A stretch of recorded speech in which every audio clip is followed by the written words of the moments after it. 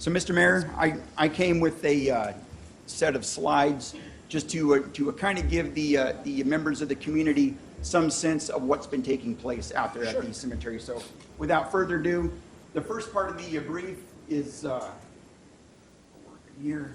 There we are. So, we're going to talk about the fence lines of these cemeteries. So, most of our work at this time has taken place on the fence lines of these cemeteries, and then we're basically going to break this construction project into two different phases. Construction projects inside the property of the cemetery itself, and then another set of projects outside the cemetery on the hillside where we're trying to protect the cemetery from runoff from a rain. So this was the south fence line. And what you see here, so in the Midwest where I come from, these are called weed trees. And basically these are young saplings that have been allowed to grow until at this point here where they've destroyed the south fence line of the cemetery. In other circumstances, they would destroy sidewalks, roads, displace headstones, what have you. So here we are beginning the process of removing the material out of that south fence line. And then, let's see, so that's the final product as it stands right now. All the shrubs, all the trees are gone. There's places in the cemetery right now that are getting early morning sunlight for the first time in the decades. So now we'll move over to the north fence line. I'm having a devil of a time with this thing here. Oh, do I need to point it to the computer? Randy, Okay. can you just go ahead and advance? Okay. Thank you. Next. Okay. So now this here is the north fence line. You can see how choked off it is. You can notice there's moss actually growing on the fence. But it turns out that what you're looking at here, there were 16 sections of the north fence line that were deemed intact enough that we're actually going to leave those. Now that created a little bit of an issue because with us leaving that section of fence, that made cutting down trees a little bit more ticklish. Not only did we have to worry about not hitting headstones, but we had to try to preserve this fence line. Next. Okay, so this here is what the southern part of the north fence line looks like. We've gotten rid of all the rotted wood and the old fence posts. Go ahead and click ahead two more, please. Okay, so this picture here is with the 322nd engineers when they were up here last month, and they're beginning to eat away at the side of that hill. You can see that those 16 sections beginning to be exposed to the air, and we will basically be able to protect those sections from the inevitable fate of what would have happened. Next. Okay, so we brought our dozers to bear, and we're cleaning off that hillside. Basically, eventually that's going to be planted with the grass, and it will look beautiful just like the inside of the cemetery. Next. So this is an aerial view. The chain link fence you see at the bottom of the picture is the entryway to an old bunker that is right outside the cemetery. Let's go ahead and move forward. Next. Okay, so one last picture, and it's hard to tell here, but if you're looking down that white fence row, towards the end, there's going to be 2 or 3 construction cones. And what was interesting is we had always heard rumors of animal graves out at Mare Island, and we had been told that they were outside the west fence line. But the 322nd, no sooner than they began cutting down trees on this north fence line, next, we ran in, oops, go back one, please. Good going forward.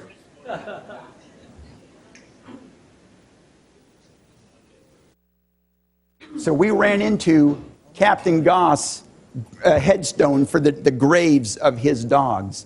Now, Captain Goss was not just anybody. He was the commander of Mare Island during World War II.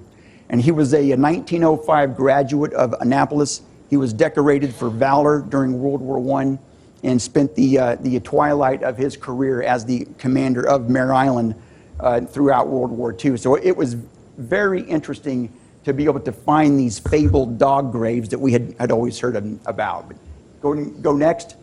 So during the odd time when we have time working inside the interior of the cemetery, if there are any graves that have been displaced by these weed trees, we will take a quick minute, cut them down, reposition the headstone. This here took 2 soldiers 1 hour to fix this headstone. Next. Okay, so now we're looking at one of the projects inside the cemetery, and this is fixing the failing retaining walls. You can see here the long wall. You can't see the short one very well. Next. Okay, so there's kind of a close-up of the shorter retaining wall behind that first row of crypts. And then next.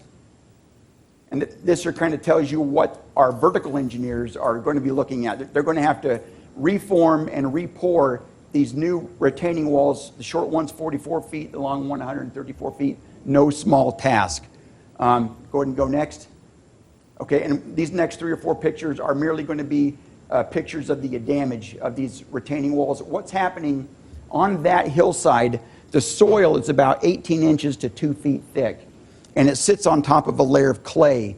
And so every year, even though the rainy season here is relatively short, what happens is when that soil gets soaked, it begins to slide ever so slowly down that hill. And over the decades, it has caused these retaining walls, it's pushing them over, is what's happening. Next.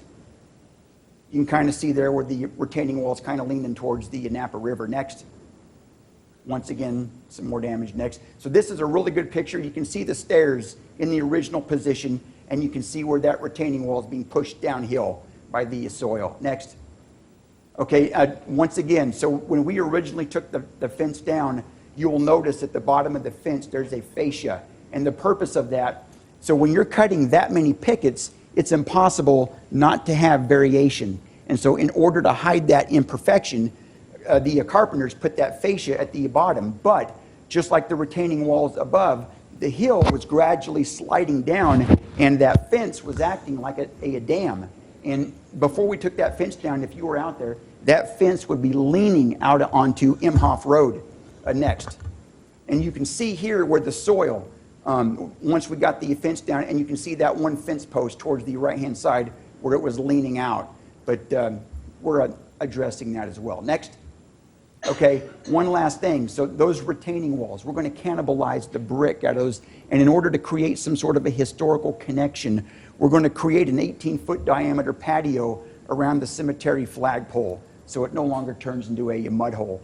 And it should be a really good project for our bricklayers, some great training that our guys need. Next. And that's just one more angle. You can see the retaining walls in the distance. We're going to carry the bricks up there, build that patio for you. Next.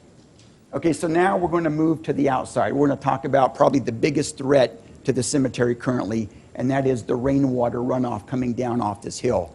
So we're going to start at the very top. Next. So that little black circle at the very top, and it's interesting, this picture was taken right after the fire in September. And that fire, for whatever reason, burned almost a perfect image of the watershed area that drains down onto the cemetery and right by it. So that gives you a pretty good idea about what kind of water during a heavy rain is going to be headed towards the cemetery. Well, that black circle points out the location of an intact culvert currently. Next. Next. So this is both sides of that culvert, and next, next, and next. Okay, so this is the road. You'll notice both sides of the culvert. This is the road at the very top of the hill. The culvert's not working currently, though, because the pipe that culvert feeds is about 70 to 80 years old. It's a pre-World War II vitrified clay pipe that has failed in too many places to count. So one of the projects outside the cemetery is this clay pipe is going to be replaced with 12-inch corrugated pipe. Next. Next. That kind of shows the location of the pipe. It's about 300 feet of a pipe is what we're talking. Next. So this here, once again, 322nd guys dug this pipe out. And like I said, it was a mess. It was definitely showing its age. Next. Next. And so this is an aerial of the culvert, the pipe leading downhill. Next. Next. And so the pipe goes downhill, goes into the tree line right at the top of one of the two biggest projects outside of the cemetery property line. Next. Next. So that little brown area there, that is one of the ravines that has been caused by years of water erosion. Next. And so this spot here happens to be 6 feet deep. It doesn't look that bad, but being that it's covered with vegetation, but there are some dangerous areas up there. If you fall off, and you can definitely break an ankle. Next. Next. So this one here is going to be the southwest ravine. This is the one we're currently working on. We almost have this one dozed out, clear to the top of the hill. This one was even worse. Next. So this is the erosion at the very top of the hill. If you look off to the right hand of that picture in the distance, you'll see a large eucalyptus, and that is the corner of the cemetery. So that's how far this erosion is working its way downhill. And my dozer operators have pretty much got this mitigated for right now. Ultimately, next, we're going to put riprapping in there. And so we're going to definitely try to mitigate any future rainwater runoff. Next. And so now, lastly, is the water coming directly off the hill and right through the cemetery itself. So that blue line there indicates the location of the ditch that the mayor had made mention of earlier. When the golf course up there was built, they cut off the end of the ditch so that it could not reach the watershed further down and away from the cemetery. And so what was happening was the water was filling that ditch and then sheeting next. So you can see that ditch right there, and it's sheeting across that trail and running down into the cemetery, causing great damage. And so what we are going to do, we're going to get one of our graders up there, blade that ditch back out, and slope it so that that ditch opens back up to the area where the people that built the golf course kind of ruined it for us. But next. Okay, so once again, second ditch on the hillside. Next. And this is another area. You can kind of see the cemetery off to the left-hand side. This is getting down close to the cemetery. We're going to blade this. Next. And then finally, as a final line of defense for the cemetery, next, we're going to put in a trapezoid concrete channel, and this is going to catch whatever's left. If we don't catch it here, it's going to make its way into the cemetery. Next. And then once again, next. You'll see there was a drain here. I don't know if the Navy built this or whether somebody built this after the post was closed, but if you're looking at that drain, that is much too small. Every year when the leaves would fall, that would be covered over, and you can see the resulting damage as the water found another way to get downhill, eroding the hillside. That's going to be fixed. Next. And then there's a pipe that leads down to Imhoff Road. Next. Of course, it's been failed. It's been damaged over the years. That's going to be replaced. Next. And then at the very bottom, here you have the drain. This is where the pipe goes underneath Imhoff and then out towards the Napa River. Next. So what you're looking at here, so about 3 hours south of Mare Island is my headquarters. I work for the 397th Engineer Battalion in Marina, California, which is down by the old Fort Ord, which shut down basically the same time that the Mare Island shipyard did. Well, the cemetery there on the Presidio of Monterey fell into some disuse too, that it was looking old, so the Presidio of Monterey said, hey, we've got to do something with this cemetery, kind of like what we're doing here. You can see chalk lines where they've got all the headstones dug up. They're going to make everything dress right dress. And Mayor, I just want to let your citizens know that the 801st Engineer Company, we're going to do our very best to do the same thing that they did at the Presidio of Monterey. Next. And with some work, we can have the Mare Island Cemetery looking like that bad boy right there. So, yes. All right. Appreciate it, Mayor. Thank you. Hope I didn't take too much time.